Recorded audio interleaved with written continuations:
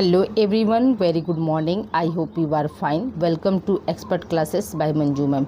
Student, आज का model paper जो हमारे बच्चे BA, BSc, BCom, BBA second semester में है, को करिकुलर का ये पेपर है। पेपर का नाम है human values and environmental studies. ये आज आप लोगों का क्या है, पार्ट 1 है स्टूडेंट। ठीक है, विद्यापीठ के जो है एग्ज़ाम आप लोगों का फॉर्म तो भर गया, बहुत जल्द आप लोगों का टाइम टेबल भी आ जाएगा। तो ये को करिकुलर का पेपर आप लोगों का है। इसमें टोटल आप लोगों को जो है 50 क्वेश्चन आप लोगों को आएंगे स्टूडेंट। और समय क्या है, आप लोगों का 1.5 घंटा का समय दिया जाएगा। नंबर जो होते हैं कितने मार्क्स के होते हैं, तो ये 100 मार्क्स के आप लोगों को ये क्या है क्वेश्चन पेपर होते हैं स्टूडेंट। तो देखिए आज स्टूडेंट ये पार्ट 1 है। इससे पहले हमने जो है चौधरी चरण सिंह का भी लिए भी मॉडल पेपर बनाया था। तो आप लोग जाकर वहाँ पर उस क्वेश्चन को, उसमें टोटल आप लोगों का जो है 35 क्वेश्चन है स्टूडेंट। ठीक है, तो उस पर जो है आपका CCSU करके है आप लोगों का, मतलब वो लिखा हुआ थंबनेल पर। ठीक है, तो उस क्वेश्चन को भी आप लोग वहाँ से देख सकते हैं। और आज आप लोगों का जो है ये पार्ट 1 है। तो आइए स्टूडेंट हम देखिए पार्ट 1 में जो है आप लोगों का जो है यूनिट 1 और यूनिट 2 जो नया सिलेबस आप लोगों का ऐड हुआ है ना स्टूडेंट, न्यू सिलेबस के अकॉर्डिंग जो है ये हमने आप लोगों को आज की क्लास दिया, आज का क्लास हम दे रहे हैं सिलेबस के अनुसार। ठीक है, अगला प्रश्न हम देखिए, पहला प्रश्न है आप लोगों का पुरुषार्थ का शाब्दिक अर्थ क्या है। देखिए पहला ऑप्शन क्या दिया है आपका, धन का संचय।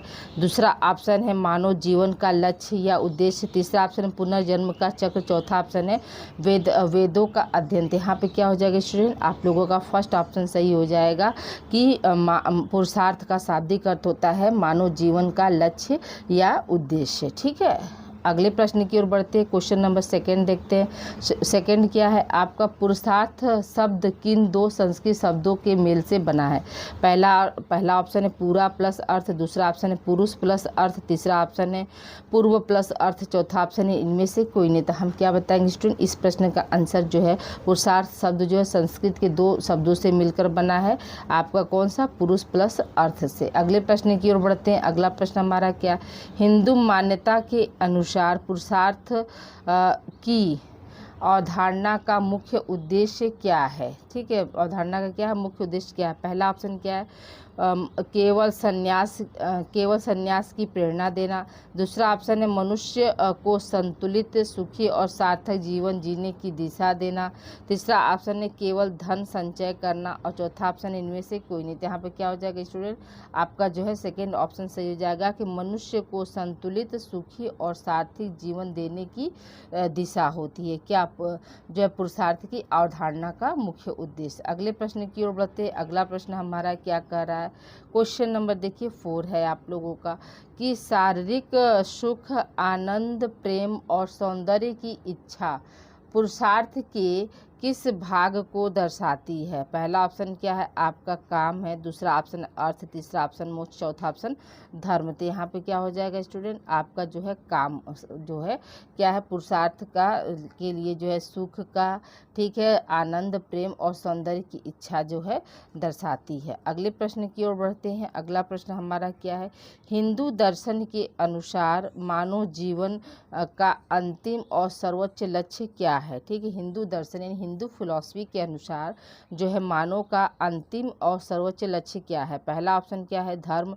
दूसरा ऑप्शन है अर्थ। तीसरा ऑप्शन है काम। चौथा ऑप्शन है मोक्ष। तो यहाँ पे क्या हो जाएगा, मानव जीवन का अंतिम और सर्वोच्च लक्ष्य क्या है, मोक्ष प्राप्त करना, किसमें, हिंदू दर्शन के अनुसार। ठीक है, अगले प्रश्न की ओर बढ़ते हैं। अगला प्रश्न हमारा क्या है, अगला प्रश्न है आप लोगों का कि धन, आजीविका, समृद्धि और भौतिक सुख सुविधाओं की प्राप्ति पुरुषार्थ के किस अंग के अंतर्गत आता है। पहला ऑप्शन क्या है धर्म है।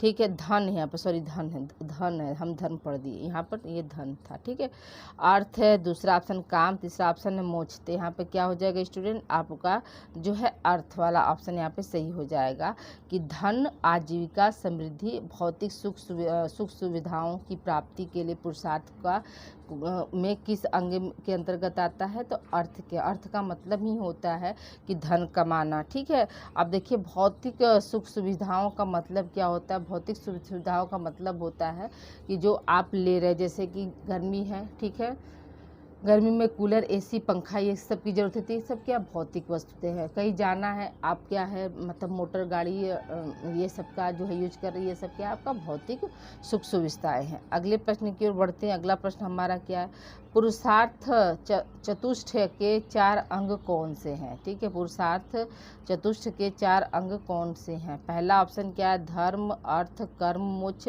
दूसरा ऑप्शन है धर्म, अर्थ, काम, मोक्ष। तीसरा ऑप्शन है धर्म, अर्थ, ज्ञान, मोक्ष। चौथा ऑप्शन है इनमें से कोई नहीं। तो यहाँ पे क्या हो जाएगा, धर्म, अर्थ, कर्म, मोक्ष। ये आपका पहला ऑप्शन यहाँ पे सही हो जाएगा स्टूडेंट। अगले प्रश्न की ओर बढ़ते हैं। अगला प्रश्न हमारा क्या है कि निम्नलिखित में से कौन सा पुरुषार्थ अन्य सभी पुरुषार्थों का आधार माना जाता है जो कि भौतिक और कामुक इच्छाओं को नियंत्रित करता है। पहला ऑप्शन क्या है, काम। दूसरा ऑप्शन अर्थ। तीसरा ऑप्शन मोक्ष। चौथा ऑप्शन है धन। तो यहाँ पर क्या हो जाएगा, पहला ऑप्शन जो है यहाँ पे सही हो जाएगा स्टूडेंट। ठीक है, यहाँ पर क्या है आपका फर्स्ट ऑप्शन सही है। देखिए स्टूडेंट, पहले ही बता रहे हैं कि इससे पहले जो है 35 क्वेश्चन का जो है हमने मॉडल पेपर दूसरे यूनिवर्सिटी के लिए दिया है। आप लोग वो क्वेश्चन भी यहाँ पर देख सकते हैं। मैं आप लोगों को बताना चाहते हैं कि इस सेमेस्टर जो है आप लोगों के माइनर के भी पेपर होंगे। ठीक है, माइनर के भी आप लोगों के पेपर होने वाले हैं। तो माइनर की क्लास जो है इस पे आप लोगों का कौन कौन सा सब्जेक्ट का हमने लिया है। तो देखिए आप लोगों का जो है हिंदी सब्जेक्ट माइनर में हुआ है। ठीक है, आपका पॉलिटिकल साइंस यानी राजनीतिक शास्त्र जो है आप लोगों का माइनर हमने पढ़ाया है। सोशल साइंस यानी जो समाज शास्त्र जो है उसका हमने आप लोगों को माइनर यहाँ पर कराया है। और मेरे ख्याल से एक पेपर और है, अब इस बार जो है हिस्ट्री और जियोग्राफी का भी माइनर का क्लास हम इस पे आप लोगों को देंगे। और मेजर में आप लोगों का जो है स्टूडेंट इस पे जो है होम साइंस की क्लास आप लोगों को पहले से जो है लगी है। ठीक है, यानी ये जो माइनर सब्जेक्ट है, हिंदी है, पॉलिटिकल साइंस है, सोशियोलॉजी, ये सब की क्लास जो है मैंने पहले से मतलब ऑलरेडी पढ़ा रखा है। तो आप लोग इस चैनल से जुड़ेंगे स्टूडेंट। इस चैनल से जुड़ने से आप लोगों को फ़ायदा ये है कि आप लोगों का जो है को करिकुलर, ठीक है ना, को करिकुलर और आप लोगों का प्लस माइनर, ठीक है, माइनर और प्लस आप लोगों का मेजर सब्जेक्ट में हम आप लोगों का होम साइंस जो है पढ़ाए हैं। तो जो बच्चे हमारे मतलब होम साइंस के हैं तो उनको इधर उधर जाने की ज़रूरत नहीं है, वो एक चैनल से जुड़ेंगे और इतने सारे लाभ लेंगे। कोई भी आप लोगों को इसका जो है पेमेंट नहीं देना है। ठीक है, आप लोग 6 सेमेस्टर यहाँ पर फ्री एंड कॉस्ट आप लोग अपनी स्टडी कर सकते हैं, माइनर सब्जेक्ट का, ठीक है, मेजर सब्जेक्ट का और को करिकुलर का। ठीक है, आप लोगों को सिर्फ 4 सेमेस्टर जो है आप लोगों को, जो न्यू बैच वाले आप लोग हैं, तो आप लोग को 4 सेमेस्टर तक माइनर भी है और 4 सेमेस्टर तक को करिकुलर भी है। 6 सेमेस्टर तक आप जो मेजर 2 सब्जेक्ट लिए होंगे वो आप लोगों का चलेगा।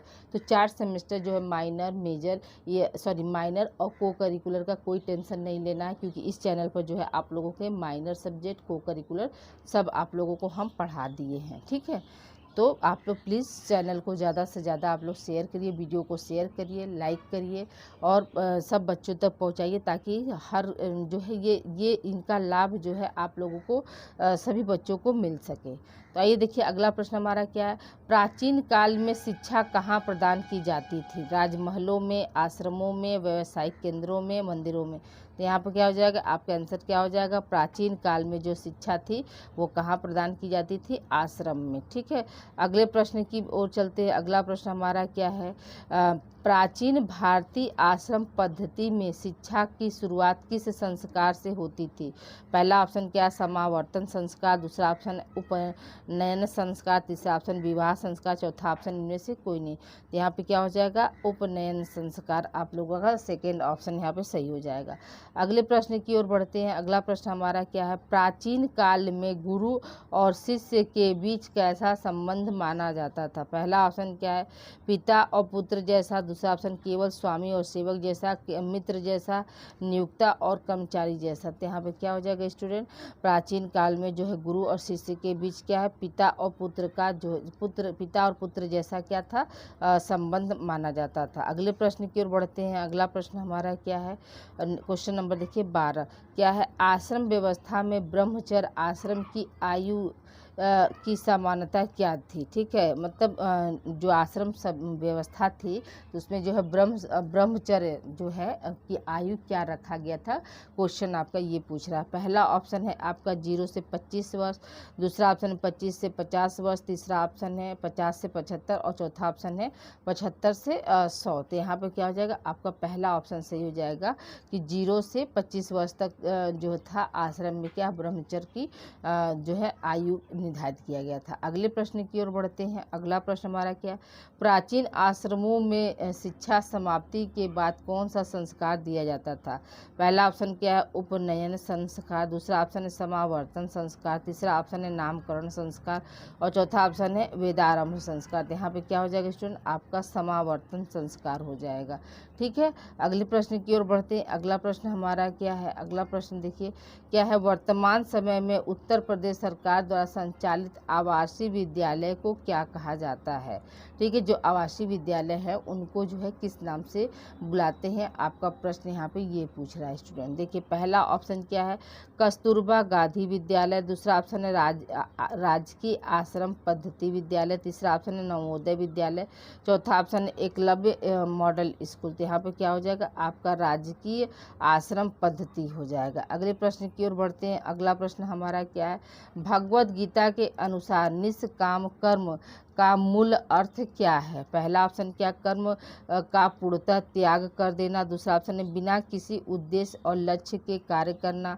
तीसरा ऑप्शन है फल की इच्छा और आसक्ति के बिना अपने कर्तव्य का पालन करना, चौथा ऑप्शन है केवल सकाम भाव से दान पुण्य करना। तो यहाँ पे क्या हो जाएगा, आपका थर्ड ऑप्शन सही हो जाएगा स्टूडेंट कि जो है फल की इच्छा या आसक्ति के बिना अपने कर्तव्य का जो है पालन करना। किसमें, भगवत गीता के अनुसार निष्काम कर्म का मूल अर्थ ये था। अगले प्रश्न की ओर बढ़ते हैं। अगला प्रश्न हमारा क्या है, अगला प्रश्न है निष्काम कर्म करने से व्यक्ति के चित्त पर क्या प्रभाव पड़ता है। पहला ऑप्शन है व्यक्ति अहंकारी हो जाता है, दूसरा ऑप्शन है मन शुद्ध और शांत होता है, तीसरा ऑप्शन है व्यक्ति कर्मों से भागने लगता है, चौथा ऑप्शन इनमें से कोई नहीं। यहाँ पे क्या हो जाएगा स्टूडेंट, आपका निष्काम कर्म करने से जो है मन शुद्ध और शांत होता है। अगले प्रश्न की ओर बढ़ते हैं। अगला प्रश्न हमारा क्या है, श्री भगवत गीता में श्री कृष्ण भगवत गीता में श्री कृष्ण के कर्म करते हुए लोक संग्रह का आदेश किस अध्याय में प्रस्तुत किया गया। पहला ऑप्शन है प्रथम अध्याय, दूसरा ऑप्शन तृतीय अध्याय, तीसरा ऑप्शन चतुर्थ अध्याय, चौथा ऑप्शन है पंचम अध्याय। तो यहाँ पे क्या हो जाएगा, आपका तृतीय अध्याय। एक प्रश्न आप लोगों से ये है स्टूडेंट कि आप लोग मुझे कमेंट करके बताइएगा कि गीता में कुल अध्यायों की संख्या कितनी है, ठीक है। पहला क्वेश्चन है कि गीता में कुल अध्यायों की संख्या कितनी है, और दूसरा क्वेश्चन ये है आप लोगों का कि श्री कृष्ण भगवान जी जो है किसके सारथी थे, ठीक है। आप लोग दो क्वेश्चन का आप जवाब दीजिएगा कि कृष्ण भगवान जी जो है किसके सारथी थे। अगले प्रश्न की ओर बढ़ते हैं। अगला प्रश्न हमारा क्या है, श्री भगवत गीता के अनुसार लोक संग्रह का मुख्य अर्थ क्या है। तो देखिए यहाँ पर क्या हो जाएगा, पहला ऑप्शन क्या है आपका संसार का संहार करना, दूसरा ऑप्शन है समाज कल्याण और उसे सही मार्ग पर स्थिर रखना, और फिर क्या तीसरा क्या, केवल अपनी मुक्ति के बारे में सोचना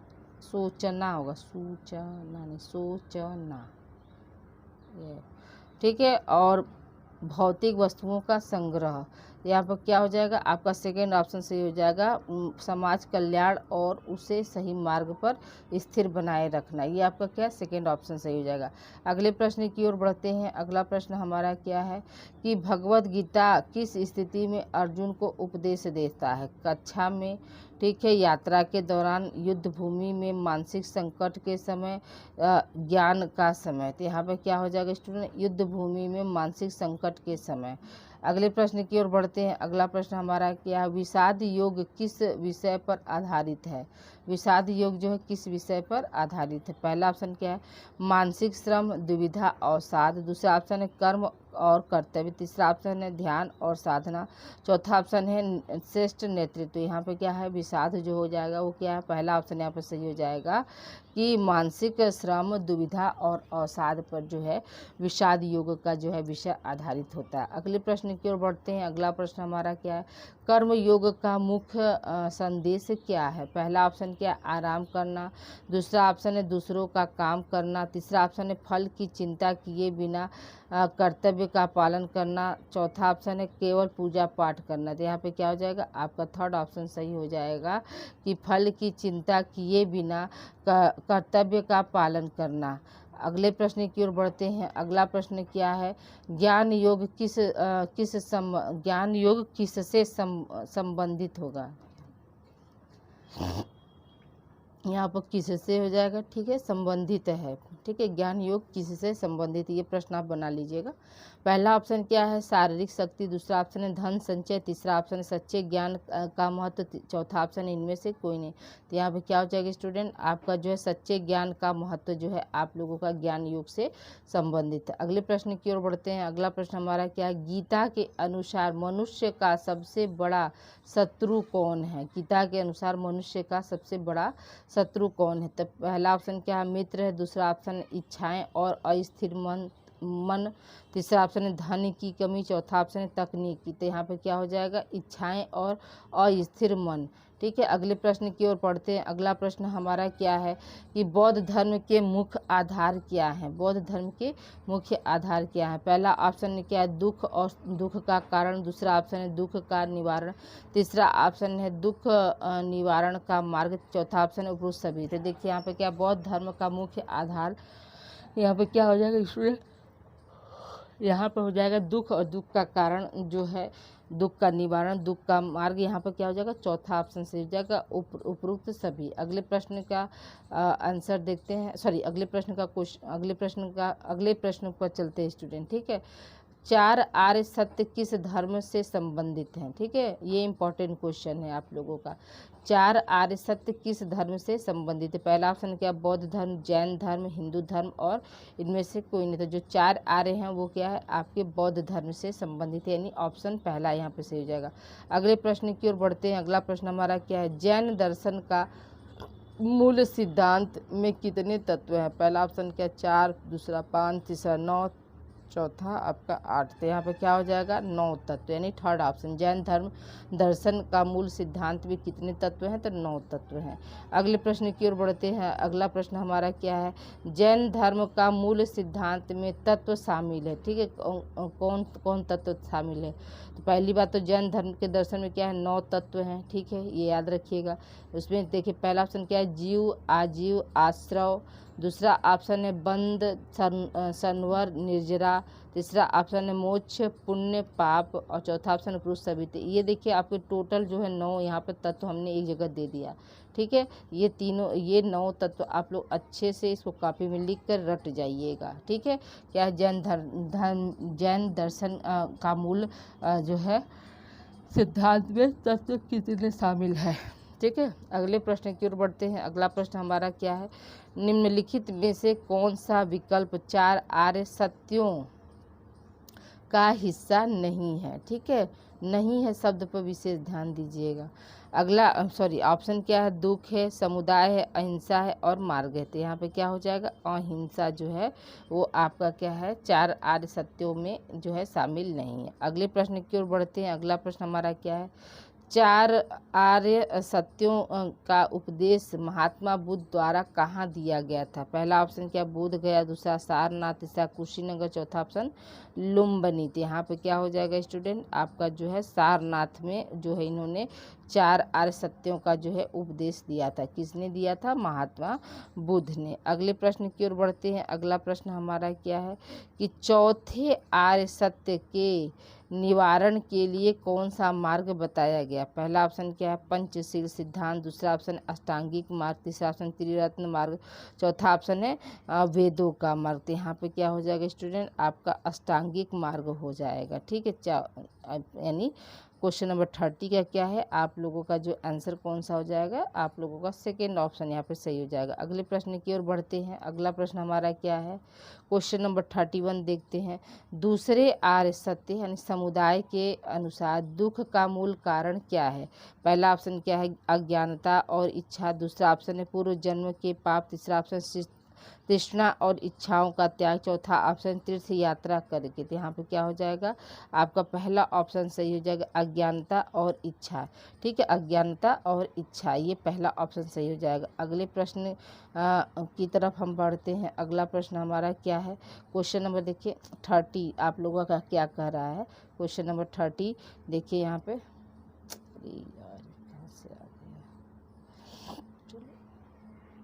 यहाँ पे देखिए क्वेश्चन नंबर 32, सॉरी 30 ने 32, आप देखिए यहाँ पे क्या है, बौद्ध धर्म के अनुसार 4 आर्य सत्य निम्नलिखित में से किससे संबंधित हैं। पहला ऑप्शन क्या है, आत्मा और परमात्मा के रहस्य से। दूसरा ऑप्शन है जीवन में दुख उसके निवारण और मार्ग से। तीसरा ऑप्शन है वर्ण व्यवस्था से। चौथा ऑप्शन है इनमें से कोई नहीं। यहाँ पे क्या हो जाएगा स्टूडेंट, आप लोगों का जो है सेकेंड ऑप्शन यहाँ पे सही हो जाएगा, जीवन में दुख और उसके कारण से। अगले प्रश्न की ओर बढ़ते हैं। अगला प्रश्न हमारा क्या, क्वेश्चन नंबर 33 देखिए आप लोगों का क्या दिया है कि जैन धर्म के अनुसार निम्नलिखित में से कौन सा पंच महाव्रत में शामिल नहीं है। पहला ऑप्शन क्या, अहिंसा। दूसरा सत्य। तीसरा स्यादवाद और चौथा ऑप्शन अपरिग्रह। ठीक है, तो यहाँ पर क्या हो जाएगा, आपका सेकेंड ऑप्शन यहाँ पर सही हो जाएगा। देखिए सेकेंड ऑप्शन को हमने यहाँ पर दर्शाया भी कि स्यादवाद क्या है। तो देखिए स्यादवाद जो है आप लोगों का जैन धर्म का ज्ञान मीमांसा सिद्धांत है, और ये क्या है आपका महाव्रत में जो है शामिल नहीं है। ठीक है, अगले प्रश्न की ओर बढ़ते हैं। अगला प्रश्न हमारा क्या है, क्वेश्चन नंबर 34 देखिए। आज हम टोटल आप लोगों का जो है मतलब 50+ क्वेश्चन लेके आए हैं स्टूडेंट। ठीक है, जो कि आप लोगों का न्यू सिलेबस के अकॉर्डिंग है। इसके पहले भी आप लोगों का नाम, पेपर का तो नाम वही है, लेकिन जो है सिलेबस जो है बदल गया है। ठीक है, तो ये न्यू सिलेबस के अनुसार भी है, और एक पेपर जो है आप लोगों का हम जो एक और मॉडल पेपर हम देंगे वो जो है आपका ओल्ड सिलेबस के अनुसार। क्या पता विद्यापीठ का दिमाग का फिर जाए, उसको सिलेबस का ध्यान न रहे और क्या करे, वो पुराना सिलेबस भी उठाकर दे सकता है। तो आप लोगों का दोनों नया और पुराना दोनों सिलेबस का हम मॉडल पेपर करा देंगे स्टूडेंट, या दोनों मॉडल पेपर में हम आप लोगों को क्या करेंगे, कुछ क्वेश्चन जैसे नया सिलेबस का ले लेते हैं और कुछ क्वेश्चन जो है ओल्ड सिलेबस का ले लेंगे, ताकि आप लोग दोनों तरीके से तैयार रहें। क्योंकि अभी देखिए हाल ही में जो है, अभी क्या था, आपकी जो सीनियर दीदी जिन लोगों का 17 जून को एग्ज़ाम था। ठीक है, तो 17 जून को एग्ज़ाम उनका मतलब दूसरे पेपर का था। अब ये लोग क्या किए थे, ये लोग जो है पेपर जो पहला आप सिलेबस चेंज किए, तो उसमें सिलेबस चेंज वाला पेपर ना दे के जो पुराना सिलेबस था वो दे दिए। ठीक है, तो बच्चों ने ऑब्जेक्शन किया। ठीक है, बच्चों ने जब ऑब्जेक्शन किया तो फिर पेपर क्या हुआ, वो टल के फिर क्या हुआ, वही फिर जो है नया सिलेबस के अनुसार 20 जून को फिर से वो परीक्षा कराई गई थी। विद्यापीठ का कोई भरोसा नहीं है स्टूडेंट। ठीक है, तो आप लोगों को हम न्यू वाला भी हम आप लोगों को करा दे रहे हैं, और ओल्ड वाला भी, दोनों टॉपिक से रिलेटेड करा देंगे। ठीक है, बौद्ध धर्म में पंचशील सिद्धांतों में औचौर्य या चोरी न करने के लिए किस शब्द का प्रयोग किया गया है। पहला ऑप्शन क्या, अपरिग्रह। दूसरा ऑप्शन है ब्रह्मचर्य। तीसरा ऑप्शन है अदिनता दाना। चौथा ऑप्शन है मृषावाद। यहाँ पर क्या हो जाएगा आपका, ये थर्ड ऑप्शन सही हो जाएगा स्टूडेंट। ठीक है, अगला प्रश्न की ओर बढ़ते हैं। अगला प्रश्न हमारा क्या है, जैन धर्म में 5वां महाव्रत ब्रह्मचर्य किसके द्वारा जोड़ा गया था। पहला ऑप्शन क्या है, ऋषभदेव, महावीर स्वामी, पार्श्वनाथ, गौतम बुद्ध। यहाँ पे क्या हो जाएगा आपका जो है सेकेंड ऑप्शन सही हो जाएगा, महावीर स्वामी। अगले प्रश्न की ओर बढ़ते हैं। अगला प्रश्न हमारा क्या, बौद्ध धर्म में भिक्षाओं के लिए 10 शिक्षाओं यानी 10 शील में से कितने व्रत पंचशील से लिए गए। पहला ऑप्शन क्या है 3, दूसरा ऑप्शन 4, चौथा ऑप्शन 5 और चौथा ऑप्शन 6, तीसरा ऑप्शन 5। यहाँ पे क्या हो जाएगा आपका जो है तीसरा ऑप्शन सही हो जाएगा।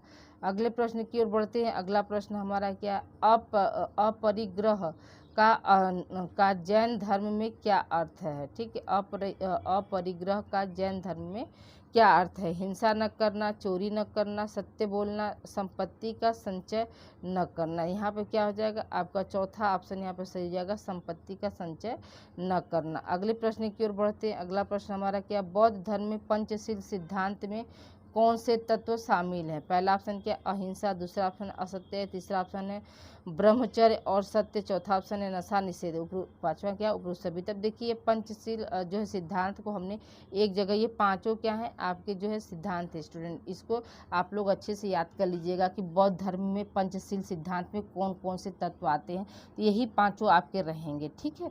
ये पांचों अच्छे से आप लोग याद कर लीजिएगा। अगले प्रश्न की ओर बढ़ते हैं। अगला प्रश्न हमारा क्या? बौद्ध धर्म में पंचशील या 5 अनुव्रत का मुख्य उद्देश्य क्या है? पहला ऑप्शन क्या? मोक्ष प्राप्ति के लिए कठोर तपस्या करना, दूसरा ऑप्शन है नैतिक और सदाचारी जीवन व्यतीत करना, तीसरा ऑप्शन है सांसारिक जीवन को पूर्ण त्याग करना, और चौथा ऑप्शन है वेदों के नियम का पालन करना। तो यहाँ पर क्या हो जाएगा? आपका सेकेंड ऑप्शन सही हो जाएगा कि नैतिक और सदाचारी जीवन जो है व्यतीत करना। ये क्या है? बौद्ध धर्म में पंचशील या 5 अनुव्रत का मुख्य उद्देश्य। अगले प्रश्न की ओर बढ़ते हैं। अगला प्रश्न हमारा क्या है कि बौद्ध धर्म के अनुसार निम्नलिखित में से कौन सा अनुव्रत पंचशील में शामिल नहीं है?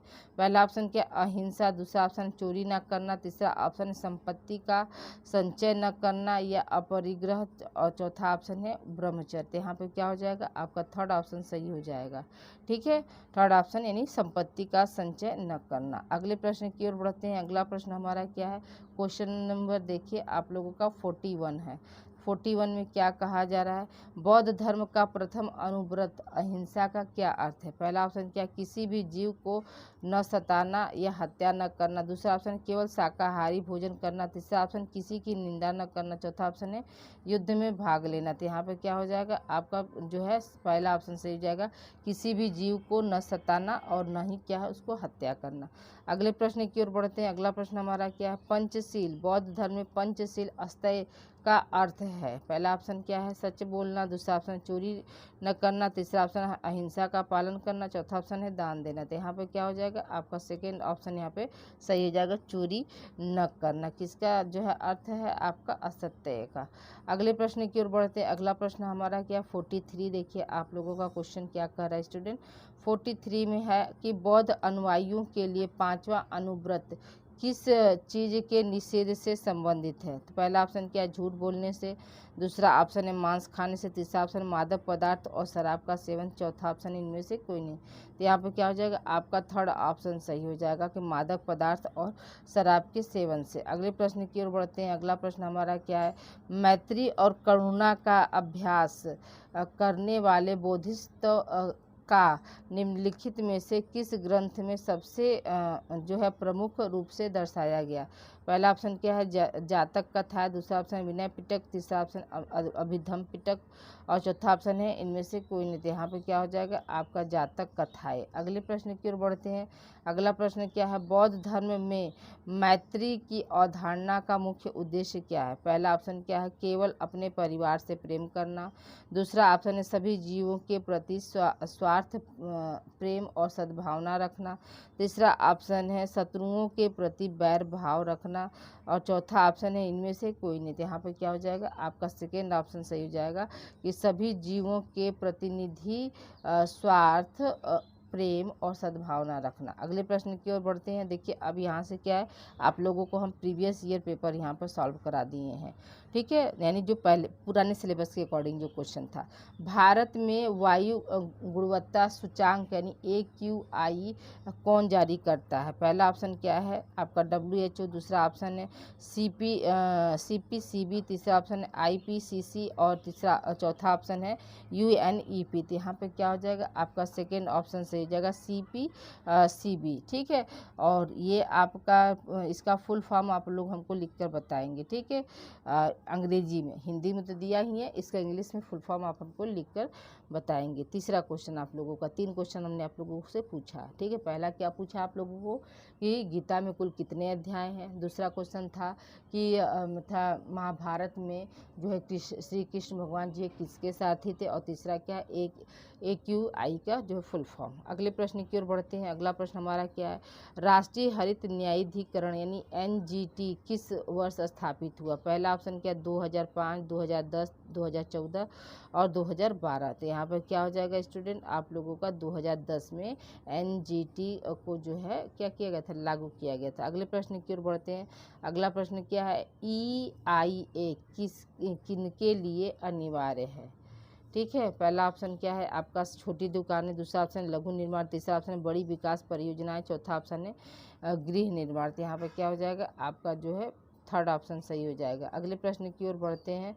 अगला प्रश्न हमारा क्या है, क्वेश्चन नंबर देखिए आप लोगों का क्या है 49 क्या है, कौन सा प्रोटोकॉल, ठीक है, जलवायु परिवर्तन से संबंधित है। मॉन्ट्रियल, क्योटो प्रोटोकॉल, रामसर और बेसल। तो यहाँ पे क्या हो जाएगा स्टूडेंट, आपका क्योटो प्रोटोकॉल जो है क्या जलवायु परिवर्तन से संबंधित है। अगले प्रश्न की ओर बढ़ते हैं। क्वेश्चन नंबर देखिए आप लोगों का 50 क्या है, क्वेश्चन नंबर 50 देखते हैं। भारतीय पारंपरिक पारिस्थितिकी ज्ञान में क्या शामिल है। पहला ऑप्शन क्या, संसाधनों के प्रति प्रयोग। दूसरा ऑप्शन है सेकेंड ग्रोथ। तीसरा ऑप्शन है केमिकल और फर्टिलाइजेशन। चौथा ऑप्शन है हाई वेस्ट प्रोडक्शन। तो यहाँ पे क्या हो जाएगा आपका सेकेंड ग्रुप से, यानी आपका सेकेंड ऑप्शन यहाँ पे सही हो जाएगा क्वेश्चन नंबर 50 का। अब आइए देखिए कुछ हमने आप लोगों को जो है मतलब प्रीवियस ईयर का क्वेश्चन भी यहाँ पर हमने ले लिया है। देखिए यहाँ पर क्या है क्वेश्चन आप लोगों का कि EIA जो है किससे, EIA का जो है पहला चरण क्या है। पहला ऑप्शन है मॉनिटरिंग। दूसरा ऑप्शन है पब्लिक हियरिंग। तीसरा ऑप्शन है स्क्रीनिंग। चौथा ऑप्शन है रिपोर्टिंग। तो यहाँ पर क्या हो जाएगा आपका स्क्रीनिंग, यानी थर्ड ऑप्शन यहाँ पे सही हो जाएगा स्टूडेंट। अगले प्रश्न की ओर बढ़ते हैं। अगला प्रश्न हमारा क्या है, क्वेश्चन नंबर देखिए आपका 52 इसके अकॉर्डिंग हो जाएगा, ठीक है। तो पर्यावरण प्रबंधन प्रणाली यानी EMS के लिए सबसे व्यापक रूप में इस्तेमाल किए जाने वाला अंतर्राष्ट्रीय मानक कौन है। पहला ऑप्शन क्या है आप लोगों का कि ISO 9001, ISO 50001, OHSAS 18001 और ISO 14001। तो यहाँ पे क्या हो जाएगा आपका फोर्थ ऑप्शन सही हो जाएगा स्टूडेंट। अगले प्रश्न की ओर बढ़ते हैं। अगला प्रश्न हमारा क्या है, क्वेश्चन नंबर है कि खतरनाक अपशिष्ट प्रबंधन सुविधा की गतिविधियां हैं क्या होती हैं। पहला ऑप्शन क्या है OPA। दूसरा ऑप्शन है HAS। तीसरा ऑप्शन है TDS। चौथा ऑप्शन है SOS। तो यहाँ पे क्या हो जाएगा आपका जो है TSD, ठीक है, TSD। अगले प्रश्न की ओर बढ़ते हैं। अगला प्रश्न हमारा क्या है, क्वेश्चन नंबर देखिए 44 होगा मेरे ख्याल से, ठीक है। यहाँ पे क्या है भोपाल गैस त्रासदी में निम्नलिखित में से कौन सी गैस लीक हुई थी। पहला ऑप्शन है मिथाइल आइसोनेट। दूसरा ऑप्शन है मीथेन। तीसरा ऑप्शन प्रोपेन। चौथा ऑप्शन है अल्कोहल, मिथाइल अल्कोहल। तो यहाँ पर क्या हो जाएगा मिथाइल आइसोनेट जो था वो क्या था भोपाल गैस त्रासदी में जो है आप लोगों का जो है मतलब लीक हुआ था, जिसकी वजह से क्या थे बहुत लोग की मृत्यु हो गई थी। तो आज देखिए टोटल हमको लग रहा है आप लोगों का जो है 55 के लगभग हमने क्वेश्चन सॉल्व करा दिया है स्टूडेंट, ठीक है। कुछ जो है प्रीवियस ईयर यानी पुराने सिलेबस के कुछ क्वेश्चन मैंने इसमें ऐड किया और कुछ जो है आप लोगों के न्यू सिलेबस यानी यूनिट फर्स्ट यूनिट सेकंड आप लोगों का हमने कवर कर दिया है। अब यूनिट थर्ड यूनिट फोर्थ आप लोगों का बच्चा है तो वो बहुत जल्दी ही आप लोगों को उसकी भी क्लास मिल जाएगी, देखिए, ठीक है। तो आप लोग प्लीज़ इस वीडियो को ज़्यादा से ज़्यादा आप लोग मतलब सबको सेव करिए, आप लोग सबको मतलब शेयर करिएगा स्टूडेंट, ठीक है। शेयर करना बिल्कुल मत भूलिएगा, क्योंकि शेयर करने से आप लोगों के जैसे जो बहुत से बच्चे नहीं जानते हैं क्या करेंगे, पुराना चैनल वाला ही सारा चीज़ पढ़ के जाएंगे और पता चला पुराना चैनल इट मीन्स पुराने सिलेबस को ही पढ़ कर जाएंगे, लेकिन उन्हें मालूम नहीं कि सिलेबस चेंज हो गया है। तो ऐसे क्या होगा बच्चों का बहुत लॉस हो जाएगा, ठीक है। तो आप लोग प्लीज़ जो है मतलब इस वीडियो को ज़्यादा से ज़्यादा शेयर करिएगा, क्योंकि अभी तक जो है यूट्यूब पर जो है सब लोग ओल्ड सिलेबस को ही पढ़ाया, कोई किसी ने लेटेस्ट सिलेबस यानी न्यू सिलेबस को नहीं पढ़ाया है स्टूडेंट। ठीक है, तो मिलते हैं हम अगली क्लास में। Thank you for watching. अपना ध्यान रखिए और पूरी शिद्दत और ईमानदारी से पढ़ाई करिए।